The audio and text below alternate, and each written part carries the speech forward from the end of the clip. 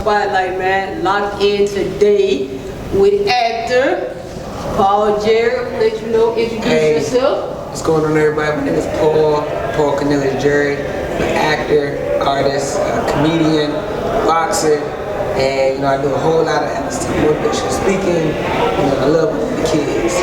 Alright, we're gonna hop right in there, man. Look, so I see you say you wear a lot of different hats. I do. So out of all the hats you wear, which is your favorite? I think my favorite, it's almost like hand in hand with my art. I'm an actor, like my custom sneakers that I just made. I love art, and it's like acting, they're both different forms of art. You know what I'm saying? So if I'm not drawing, sketching, making a logo design, I'm studying lines, scripts, and if I'm not studying scripts, then I'm drawing. So. Hey, you got it all, man. Honestly, I seen the kicks, and the crazy part about it, I didn't even know, you know what I'm saying, like you do the custom kicks. Yeah. Like how long you been doing this? Ooh, well, I've been drawing since probably the 5th grade. You know what I'm saying? But as far as custom kicks, I just started that about 3 years ago. And I went to college for art. I got a graphic design major. So art is like my passion. Man, hey, one thing about it is like a lot of people don't realize all of it is a part of the arts, from music to drawing to acting. It is. That's true. So how did you get into acting? Well, let's see. How can I explain it? I started imitating when I was really little. Like I would see, WWE wrestling, and I would imitate the wrestlers that I saw on TV.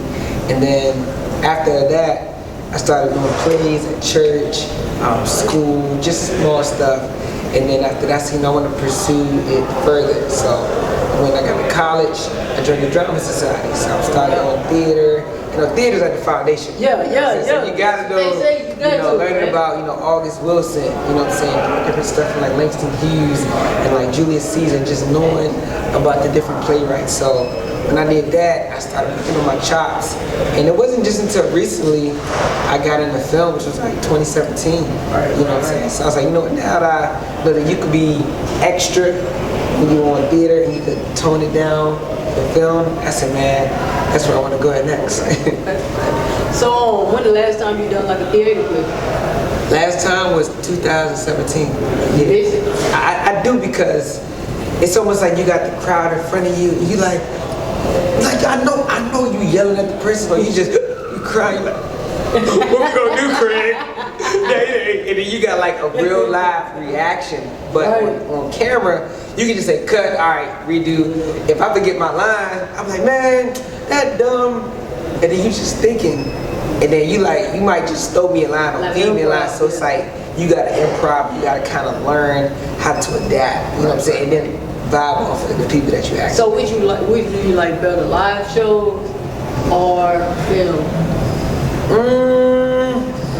I think after doing film, I like film, but I still miss it. And the crazy thing is, I auditioned for this play that's coming up this fall called 10 Seconds. It's going to be going on tour throughout like DC, Maryland, Virginia. So I'll be playing a young kid, I was dealing with police brutality. So I was like, man, I haven't done theater since 2017. Now I get to go on tour, you know what I'm saying, and do shows. You there? I'm just a little bit, because when you got that big crowd and like you there and the spotlight on you, and you just looking, and a lot of times you can't see the crowd, you can only just see the light hitting you. But I just love the reaction, because it's almost like you being a comedian. You can hear them laugh in real time, them react, they crying with you. You just take them through the pathos and ethos of emotions, and it's amazing. Okay. So man, when we talk about acting, do you feel like screenplays is definitely the foundation? Do you think every actor and actress should try it? I think theater is the foundation, because once you can be comfortable with being on stage, talking, then when you transition over to screenplay, filming, then everything is going to just transition. Now, when you say screenplay, when you say screenplay as far as theater? Yeah. Okay, because I was thinking about script writing, you know what I'm saying? Gotcha. But yeah, I think screenplay is definitely the foundation, because that's where everything starts. You learn how to project your voice, you learn how to make the eye contact, because with film it's more intimate. So we had the camera on us, they looking at me like, man, my baby left me. But if you a theater man, my baby, let me, what will I do? You know, so, you know, I think once you can like be big, it's easy to condense. But if you go from film, me just talking to you, and now you gotta talk and project your voice to a whole auditorium like Carnegie Hall or, you know, the Howard Theater. And you're looking like, man, I'm just used to just talking. Now I gotta like, I know that mother. But if you hear, I know this mother is just, you know what I'm saying? So, they can play yeah, with so it. if you, I think I do think it's the foundation because that's where you build your chops. You start getting used to improv. And a lot of times when I'm on set, somebody might forget their line, and from being in theater, I know how to feed them the line and bring them back to what they forgot. So I think it's the foundation.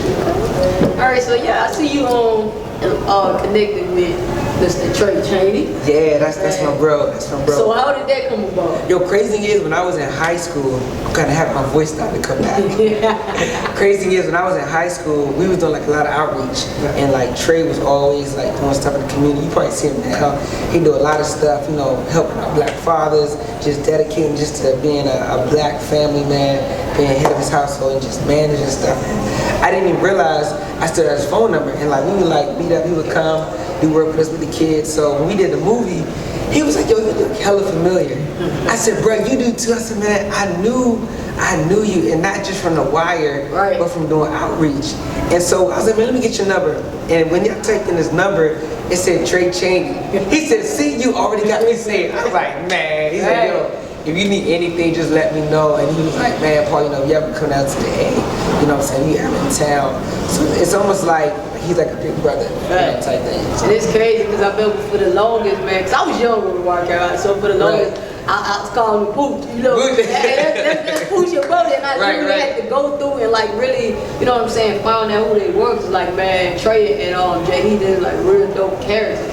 And man, like, yeah, it was amazing, like just looking at, like I be telling Trey, like you were before your time. Like when you did the whole cast, for real, Idris Elba, all them guys, you know, started from there. So it's like y'all didn't realize the gem that y'all created for like black culture, black history, just setting that tone because it was raw and uncut. And it was showing Baltimore. And it was real. And it was real, like real talk. You know what I'm saying? So it's like you don't really see like the realness, like normally it might be staged, you might hit somebody, ooh, like they might hit you, boom, damn, nigga, that's real blood, mama, come on, nigga, damn. So, you know what I'm saying? So they really, you know, all them guys, you know, they was ahead of their time. So you think if The Wire was to make a comeback, you think it'd still be rated where it was? I think it would because all those actors are even better now, you know what I'm saying? So it's almost like you being a star athlete in high school your freshman year, you take a year off, you know what I'm saying? You still got those skills. When you come back your senior year,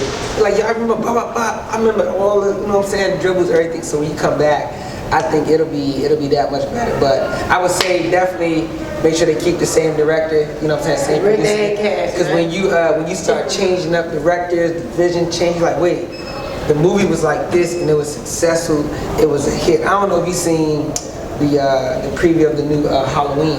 Yes. But they changed the beat. It's like a violin.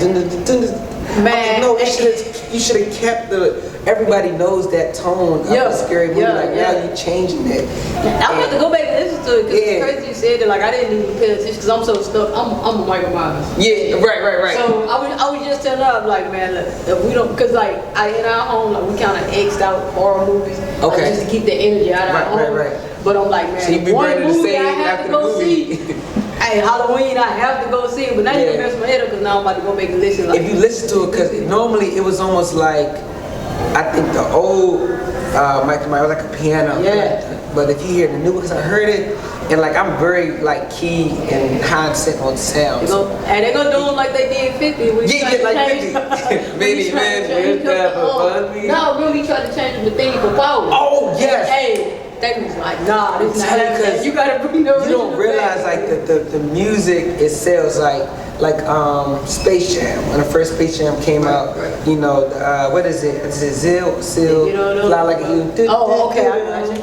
Like you're gonna remember the songs that matched up with those movies. You know what I'm saying? Like now, they got so many different songs, so it's like you can't really attach a song to a movie. You know what I'm saying? Whether it's Training Day, you know what I'm saying? Whether it's a phenomenal movie, you gotta have that song that hit factor. Yeah.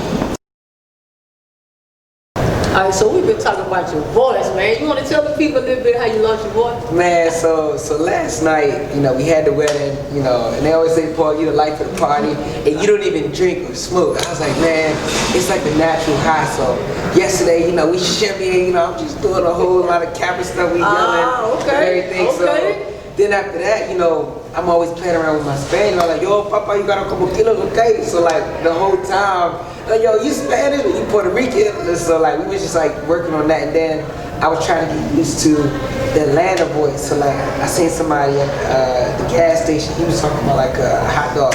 He's like, man, you better get cheese. Man, goddamn chili cheese, man. Fuck with a nigga cool. I said, oh, now. He like, man, I appreciate you, Sean. So they was like, yo, Paul, you need fit right there. They was like, man, I don't know if you black, if you ATL, you Spanish. I said, man, and we were just having such a vibe last night. Like I was telling everybody I was with, I haven't had this much fun domestically since like college. Like we came in from the wedding, we trying to figure out what we was gonna eat. We walked to one store, it was closed. I don't know what it was called. Then we went to another restaurant, it was closed. It was like 3, 4. I'm like, bruh, what we gonna eat at? Then somebody was like, you gotta go to what's it? The Chicken and Waffle? Not Chicken and Waffle. It was called Landmark. Okay. So we went all the way down to Landmark. It was like 13 of us. So we tried to wait to get in. Till we finally went in the Landmark, and then by the time we was looking at the time, like, bro, by the time we get our food, the sun will be up. We just get it to go. So everybody got to-go boxes, and we just eating out the to-go boxes. I like, man, we should have just sat here and ate. You know what I'm saying? So by the time we left, it was pretty much daytime. Like, bro, we didn't get no sleep. And then I'm sitting there yelling, and you know what I'm saying, still doing my ass to your party, you the life of the party. I said, man. So you ain't rested your voice yet? I ain't rested. Now, I did before the interview. I went to CVS. I got some lemon juice. I wish I had like a regular, you know, lemon. Then I got some salt, you know, goggled up and everything. But man, it was so much fun last night. So do you speak Spanish fluently?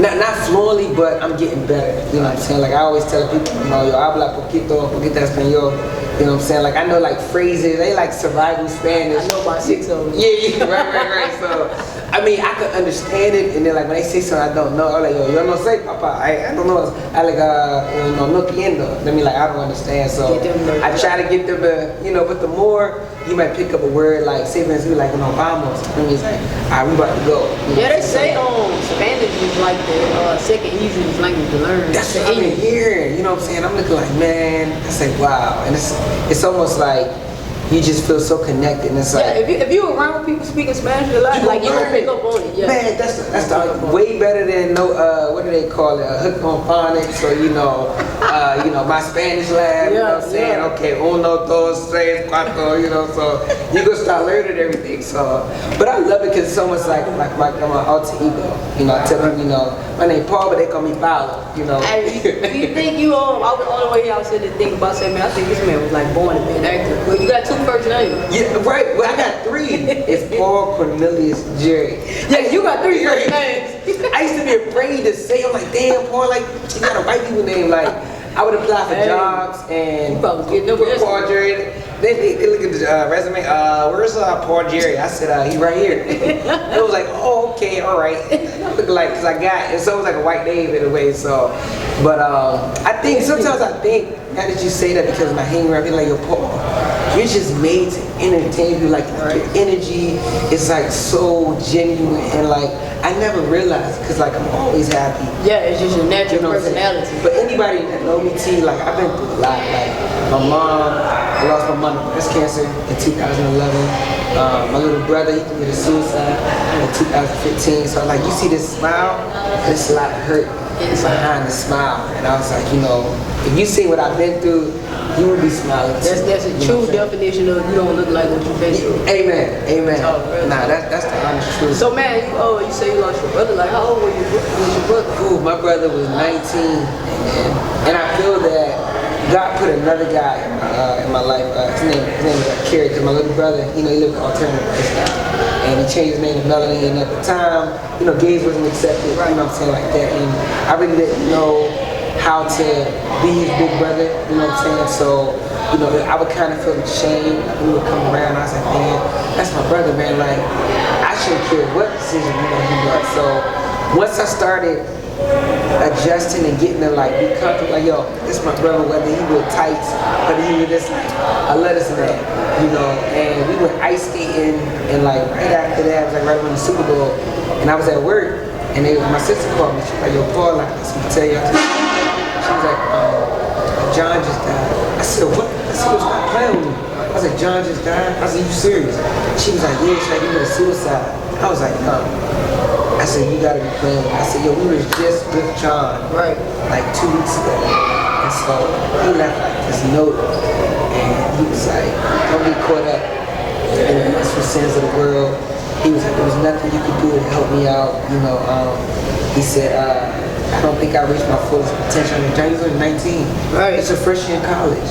You know what I'm saying? But the way he wrote this letter, it was like something like Jesus would write to his disciples. And I was like, he was like before his time. It's like when God put my other friend into my life, and he was able to like show me like, oh, Paul, like, you know, being gay isn't a bad thing. You know what I'm saying? We just live an alternative lifestyle. And it's like, I would just think to myself like, man, if I would have had you in my life to help me understand him, it would have been better, like the family, you know, kind of shun him away, you know what I'm saying? Did you place a lot of blame on yourself? I did for like, I would say the first like year and a half. Like, man, I said, what could I have done?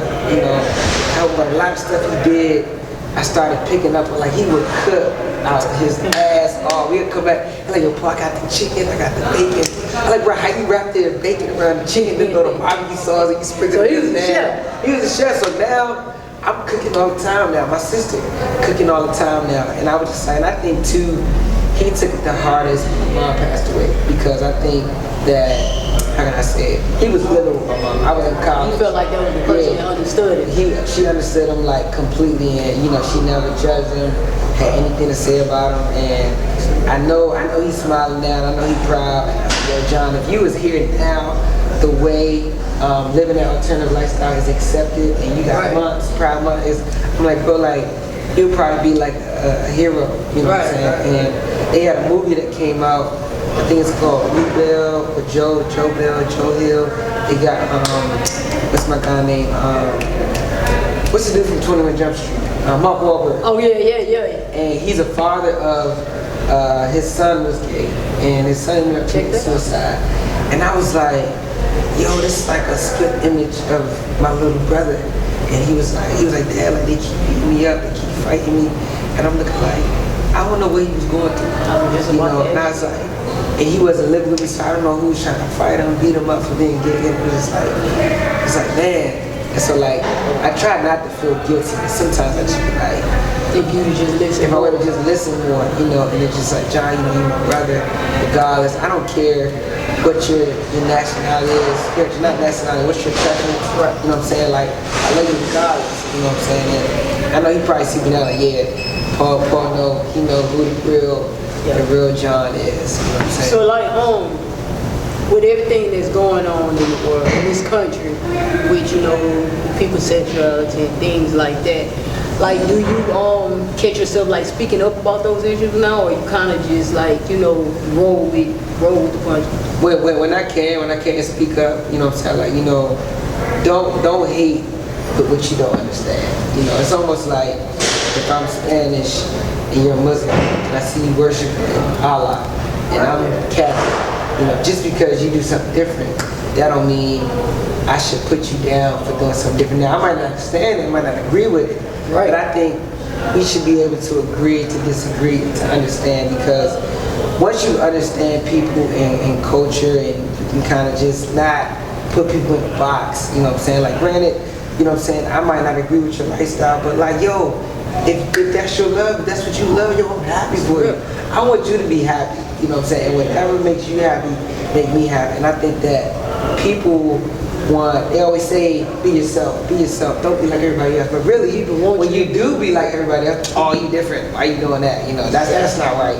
So it's like, how can you contradict being different, but then you want to normalize being like everybody else? Exactly. You know, so I think that, you know, I've got greater knowledge, you know what I'm saying, for it. And like, I did a design for the JED Foundation, you know, and it was for, you know, for Pride. My brother created a concert, live concert, you know what I'm saying, with him and his brother, Kennedy.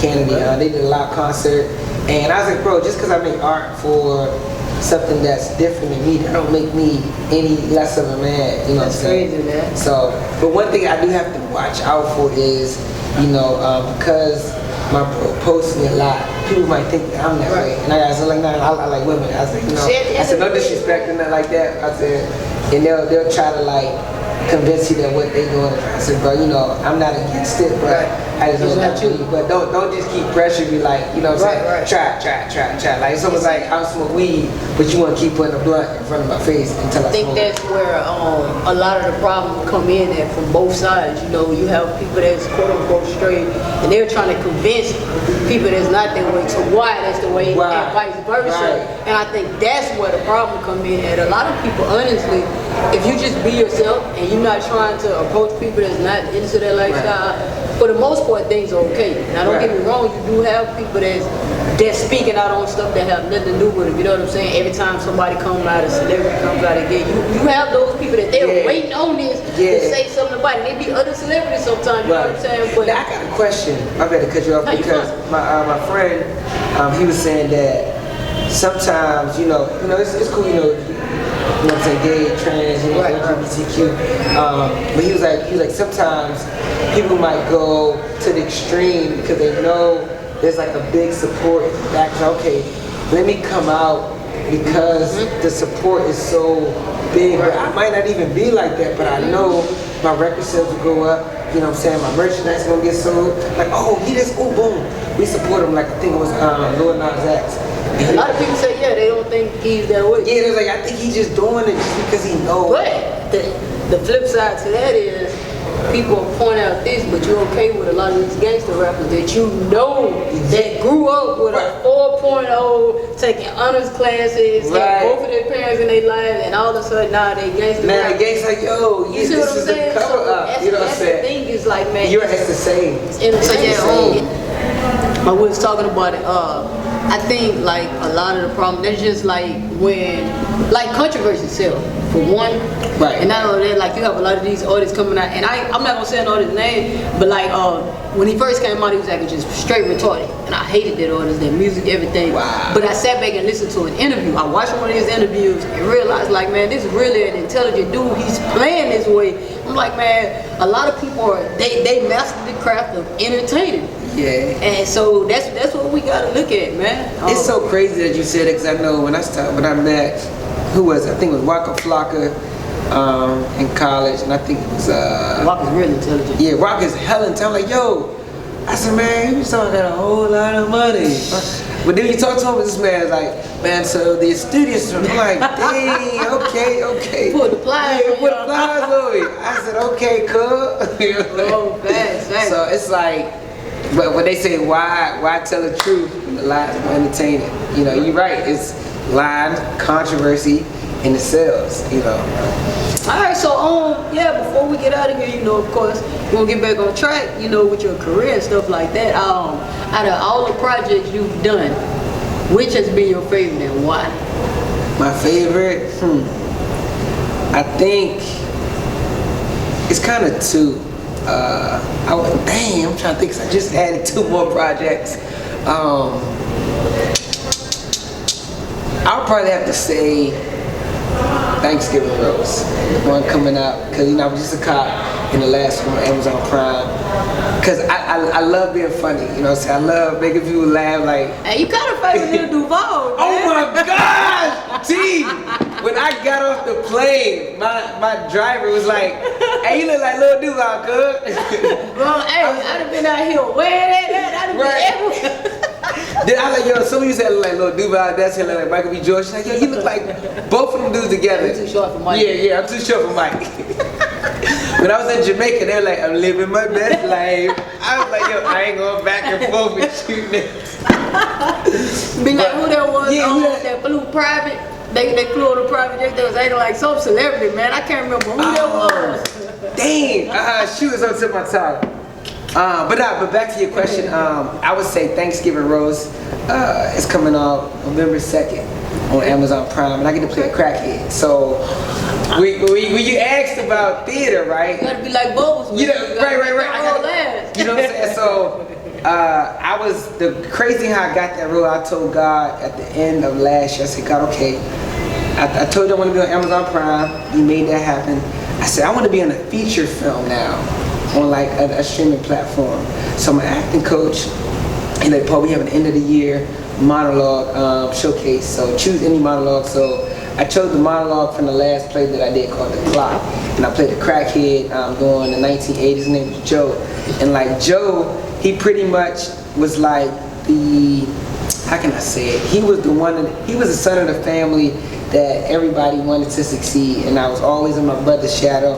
My brother went to the military, came back, wasn't doing nothing with his life, so I was like, all right, I'ma just, you know what I'm saying, do drugs. So at the end of the play, I'm just like, you know, just straining, like I'm just hitting my veins, everything. And when I did that joint, one of the directors said, yo, Paul, I think I got a role for you. I was like, for real? I think he said, yeah, man, his name Boo Boo. I said, Boo Boo? I said, what kind of name is Boo Boo? And then I said, yeah, Boo Boo the family crackhead. I said, get the fuck out of here. I said, yo, I just did a monologue, but it was like that Holly Berry crackhead, right? And I was doing it like at the extreme of like the serious crackhead, you know, withdrawal. Now I get to be funny. And I think, man, I had so much fun on the set and just like looking around. Like, I was in character so much, T. He was at the gas station, and I was like, I went to the gas station, right? So I'm by the door, and I'm just like, cause I'm in character. They got the makeup for me, the beanie. I look like Slim from what's his name? I look like Slim from Dave Chappelle. So I got the high waters, the dirty socks, and I'm sitting there, and the car pulls up, and the car looked, and it was like, they got off the car. It was like, is that a crackhead? I was like, oh no. He's like, I ain't going inside the pump. I'm gonna pump right here. So then I said, yo, they really think I'm a crackhead. So then a guy come walk over. He was like, hey. He said, bro, hey, you got some gas? I said, yo, I got 3 options. I could tell him I'm acting. I could tell him I'm an undercover cop, or I could just, you know what I'm saying, just play on. I said, you know what? I'm not telling him I got no badge, no vest. I said, man, this nigga gas. You got some crack? He said, oh, hell no. And he just ran. Yo, the director, they was like, Paul, what did he ask you? He ran so quick. I said, he asked me for weed, and I asked him for crack, and he goes. He said, man, I wish you could have got that on camera. But I think that's probably like the funniest joint, like just being in character, you know what I'm saying? Like, you know what I'm saying? Look at the people pocket, like, what you got there, young blood? Okay, right. So it's like, I think that when I get a chance to finally be funny, and people get to see like Paul is like the most loving, funniest person you'll ever meet. You know what I'm saying? Are there any roles that you haven't played yet? Any type of roles you haven't played yet that you would like to? I know I'm getting into it. I want to do a superhero role. I can see that. You know what I'm saying? Like, you know, I work out, you know, I box. You know what I'm saying? I fit. So I was like, one of my favorite superheroes is the Flash. You know, I used to run track in college and high school, and training too for boxing. So it's like running at a super speed, like that's just like my ultimate dream. Oh, you know, you can always get in there in the next Creed. And yeah, on the next Creed. Right, you know. Right. I'm like, hey, come on, Okay, you know what I'm saying? So I would love to be in a boxing movie as well, and I wrestled in high school, you know, and people, yeah, they're like, Paul, what don't you? I said, man, you put on Eddie Murphy, you know, it would be yeah, all type of characters in your own movie, you know. Right.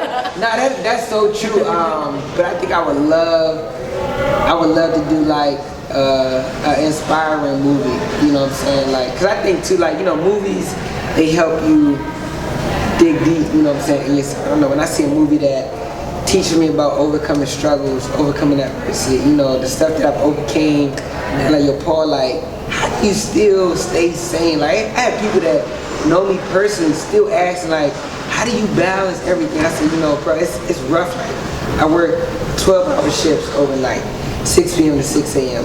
I'll sleep from 6 a.m. to about 10. Then I'm looking up auditions. If I'm not looking up auditions, I'm studying scripts. When I'm studying scripts, I'm working on my shoes, or clients pick me up, or I said, bro, you don't realize like I'm really trying to use up the whole day. And one thing I had to do was cut off my notifications on social media, because if you see your phone, boom, Facebook, Instagram, Twitter, TikTok, you know what I'm saying? You looking like, okay, who liking this, who liking this? I was like, I don't need to see who like it. When I log in, that's when I look, okay, what messages, I check the DMs, and I try to limit my social media time to like an hour, hour and a half. So people think I be on the gram a lot, so man, bro, I post up a day late, you know what I'm saying? Like, stuff you seeing is not in real time. I can relate to that because we've gotten to the point in our household, like our real phones, our phones that you can call us on, like we've taken social media completely off it. So like we have our old phones, and on top of that we have like an iPad. So that keeps you, like when we out certain places or we doing our time, like leave those phones at home all together. So even if you're tempted to, dang, see, now you got me thinking about trying. You know, your iPad or whatever, just put it on there, put your apps on there, and just keep your phone, you know, for you, and that's gonna help you with that. Like, wow, because I know like now we try to, you know, capture, you know, these funny ones. It's like so much stuff happened last night that, you know what I'm saying, I'm gonna just say this. So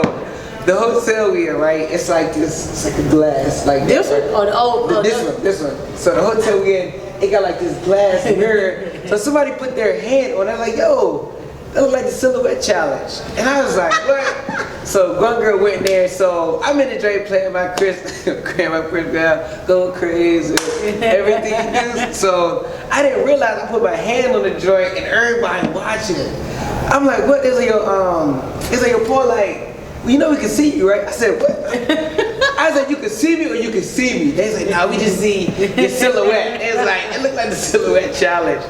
And so like, everybody there was just laughing. I was like, man, I said, y'all funny, but you know, it was just so many funny moments and fun moments that happen. And a lot of times you miss them trying to record everything. I was like, man, I was trying to record all the different, like, it's like, yo, Paul, I said, man, that Spanish shit is See, funny. you to the point now where you gonna have to, you know, spend your budget and get you a little assistant to come with you. Yeah, I know. Get you someone simply for that purpose, you know, that you're recording.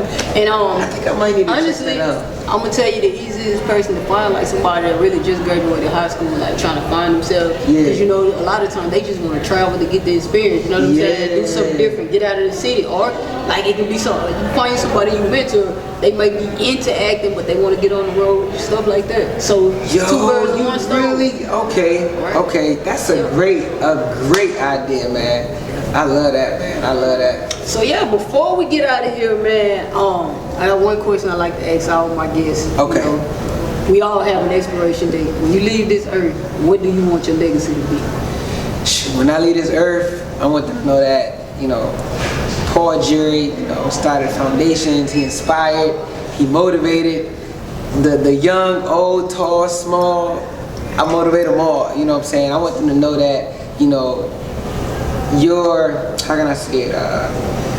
Whatever you go through, it only prepares you for what you're getting ready to go through. And a lot of times, you gotta go through those heartbreaks, and you gotta go through that adversity, because it's only gonna make you strong. Because you know, God not gonna give you nothing you can't handle. So the stuff that I've been through, I feel like God has taken me through adversity to help other people get through those situations, those problems. So we always say it's where you're going, not where you're from. But if you don't know where you're from, it's gonna be hard to get where you're going. So you know, you gotta always just try to be the best version of yourself. And I used to get picked on for being different and for always just not following what everybody else followed. But you can't. Sometimes you gotta follow the lead, but make sure whoever you following is somebody that's worth showing you and guiding. You know what I'm saying? And as far as my legacy, man, I want to just be able to show people that it don't matter what you've been through. You know what I'm saying? Because they say there's 2 days that are important in your life: the day you were born and the day you realize you were born. You know what I'm saying? That's when you find your purpose. And I think that taking risks, and I'm starting to take more risks and say, you know what? I'm not gonna be here forever, so I can't stay. I don't want to say exactly what I want to say, but I was like, I want to follow my dreams. Also, any shout out you want to give where they can find your upcoming projects? Yeah, Floor is yours. Oh, bet. So you can follow me on Instagram, Paul Paulc Jerry. Facebook is Paul Cornelius with a K. Jerry. Want to email me pvdesigns pvdesigns@gmail.com. Definitely gotta give a shout out to God. Shout out to my family. Shout out to my sister, always been, and shout out to my bro Kerry, always giving me motivation, positivity. Shout out to my man Ant, helped me to take risks. Shout out to like all my real close ones that's always there, pushing me, motivating me. My bro Dre always helped me with my self-taste. My bro McGregory always helped me with my auditions.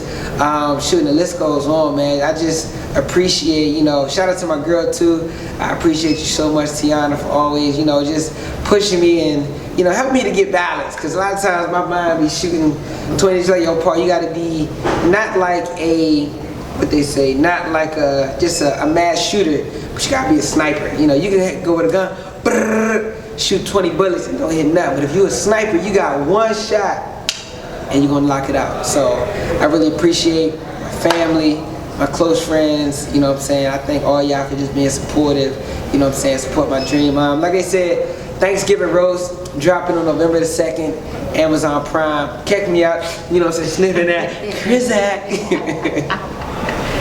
Hey, you know you're gonna get in trouble, right? Huh? You put your girl too far down the list, you're gonna get in trouble. Oh, dang! Shoot! You shot her out like number 20, but it's all right. Dang! We gonna go run it back. Hey, shut up, baby! Yo, baby! I'm trying to get her, boy. Outside, man. Shout out to my baby. All right, we up. No,